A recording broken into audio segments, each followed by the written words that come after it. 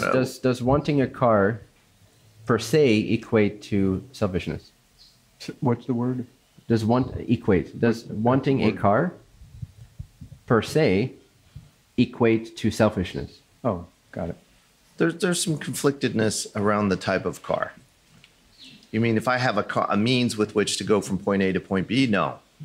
But if that... Okay, so but if it's a nice car, then it's ego. Yeah. I mean, that's kind of how I feel like, I'm just pumping my ego, or like, do I deserve to have that? I mean, there's a whole internal dialogue that goes through of like, you know, why am I attached to this? It's sort of a questioning thing versus it's okay to have things. Mm-hmm. So who gave you that idea? Myself, obviously, to a certain degree. I think there's some social conditioning. I think there's a lot of social justice issues that come up in my awareness, some of which resonate, some of which doesn't. And so there's a conflictedness of trying to be, you know, when I think about living the heroic life and being in integrity and alignment. Do you know what it feels like to be heroic? Yes. Cool. So when you're in that state, do you have this question? No. And if you're in this state and suddenly you're really inspired to get a Ferrari, does this question arise? No. When you're in this state? No, but I don't think I'm thinking about a Ferrari when I'm in that state. Well, maybe not. So, but if you would, then why question it? Well, I guess that's why I'm trying to get down to the conflictedness, or where the emotional guidance system comes in. Well, all this is solved if you become uncompromising in living from your calling. It's a natural intelligence that is not intellectual, that is not logical. It's just obvious, self-evident. It's before logic. Now, logic can interpret it.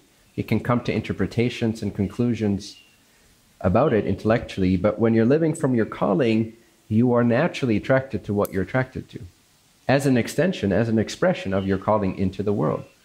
Who knows, you're not going to reach many more people with a Ferrari than with a basic sedan. You don't know.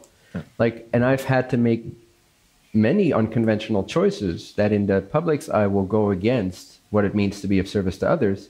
But when that moment came down to it, and I was in the state of my connectedness, it was obvious to go get that thing. And I didn't question it. Or if I did, it wouldn't end up lasting. And then always, in retrospect, I could see what all the ripple effects of getting that thing that in other people's eyes was against service to others, or doing that thing that in other people's eyes was against service to others. The whole social conditioning, in retrospect, I could see the intelligence of why I was attracted to that very thing. But it depends on what state you're in. It completely depends on what state you're in. If you are in the state of your calling, that intelligence will attract certain things. If you're in the state of sort of egoic, lack belief-based conditioned thinking, you're also going to be attracted to certain things, right? So you gotta be able to feel, sense, know with ever greater clarity and purity that energetic distinction between, is this attractedness, is this expression coming from me being in the state of my calling?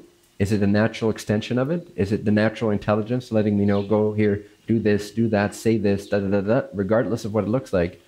Or do I want this thing because I'm needing for it, I'm craving for it, and I want it for status reasons or whatever? But all these questions are solved if we can energetically be super clear experientially on what it feels like to be in the state of our calling. So here I am in my calling. It's like, whoa, Ferrari, I want it right now. And it's like, oh, but why should I want it? Is it cost a lot of money? Or are people going to think? Oh. And then I'm in this dead state. I'm no longer in my calling. Whereas if I'm staying in my calling, then maybe the Ferrari is exactly the best way to express that calling. Because the calling wants to mutate itself. It wants to continue to proliferate. It wants to spread itself around. And sometimes driving around in a Ferrari is a better way to do that than driving around in a 30-year-old sedan. It just is sometimes. And you cannot predict that with logical reasons. So you gotta, from my point of view, I've been very liberated by just trusting the intelligence of my calling. But you gotta know the difference, which takes practice. So how do you, what signs might come up to you when you say you've got to know energetically? I mean, what little breadcrumbs that be like maybe the little red signal, like, hey, dude, like your ego's bringing you, or your hitchhikers and, you know, pulling you in this direction as opposed to put it very simply, just check how you feel. Like at the deepest level, not just mood, but like alignment. What does alignment feel like? What does it feel like when you're in the state of being a hero? And when you see other people living that, being heroic, being ready to sacrifice anything at any moment for the right thing. What does that feel like? If you have that feeling when something appeals to you, then it has to be a vibrational match. It's physics. That's why, example of like, what if you were just beamed down onto this planet and there's nothing here yet? If you did not have that social conditioning, and then look at all the questions and concerns that lower your frequency, that lower your alignment to your calling, that make you mistrust where you're coming from, when a moment before that you felt naturally elated, naturally aligned. And this natural wisdom navigates on your behalf. It's like, oh, go here, go do that. This is appealing, that's not appealing. It just bounces off of you everything that's not a match to your calling, and it attracts to you everything that is a match. If it's not coming to you, it's because you're not in the right frequency state. It's because you're not living in your calling.